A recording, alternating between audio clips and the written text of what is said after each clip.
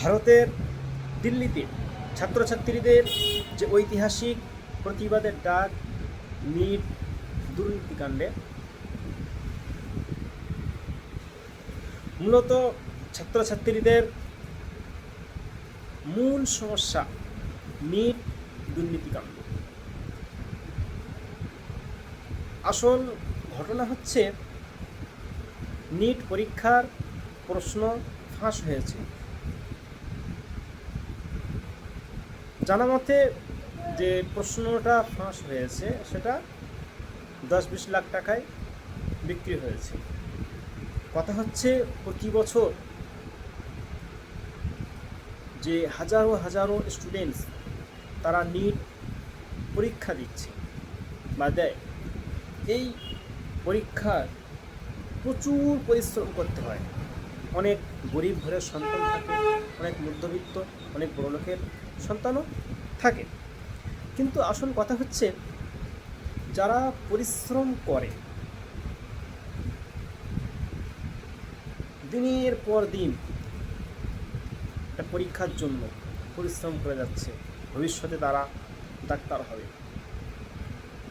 কিন্তু কোনো পিতা তার সন্তানকে বিনা পরিশ্রমে ডাক্তার বানানোর জন্য, বিনা পরিশ্রমে পরীক্ষায় পাশ করানোর জন্য প্রশ্নটা কিনেছে।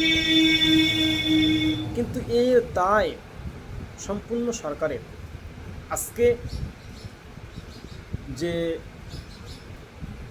দুর্নীতির কারণে, নিট পরীক্ষার দুর্নীতির কারণে সরকারের বিরুদ্ধে যন্তর মন্তরে যে আন্দোলন হচ্ছে, আগামী দিন আরও হবে। শিক্ষামন্ত্রী তিনি ইস্তফা দিয়েছেন, এটা অবশ্যই খুশির সংবাদ। ভারতের ইতিহাসে এটা সাক্ষী থাকবে যে আমরা শুনেছি নেপাল, বাংলাদেশ, শ্রীলঙ্কায় শুধু আন্দোলন হয় না, ভারতের ছাত্রছাত্রীরাও আন্দোলন করতে পারে। কিন্তু পুলিশ প্রশাসন বন্ধুরা যেভাবে আক্রমণ চালিয়েছে, ছাত্রছাত্রীদের উপর নির্মম অত্যাচার করেছে, এর তীব্র নিন্দা জানাই। দেখুন, তারা আপনাদের ভবিষ্যৎ, আমাদের ভবিষ্যৎ। এই ছাত্রছাত্রীদেরকে আপনারা মারবেন? এমন এমন ছাত্রছাত্রীকে দেখা যাচ্ছে এত মারা হয়েছে, অনেকের বেঁচে থাকার অবস্থা নেই। তাহলে আপনার একজন সন্তানের পিতা, আপনার সন্তানকে কি এরকম করবেন? ভারতবর্ষ আগামী দিন বদলেছে, আগামী দিন বদলাবে। সুতরাং যন্তর মন্তরে সব ছাত্রছাত্রীদেরকে গ্রেফতার করা হয়েছে অবিলম্বে।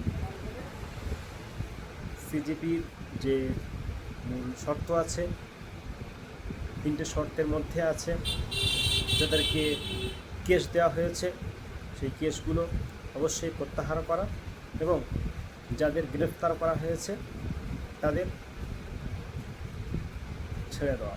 এটা অবশ্যই সরকার পক্ষ, পুলিশ প্রশাসন বন্ধুরা তারা অবশ্যই করবেন।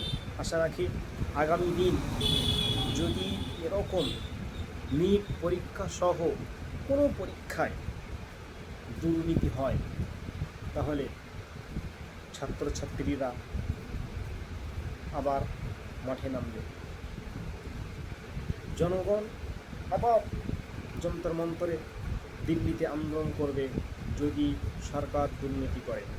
আমি সরকারের বিরুদ্ধে নই, কোনো দলের বিরুদ্ধে নই, কোনো রাজনৈতিক ধর্মের পক্ষে বিপক্ষে নই, কিন্তু যেখানে অন্যায়, যেটা সমস্যা হয়েছে তার সমাধানের পথে বিশ্লেষণ করা হবে।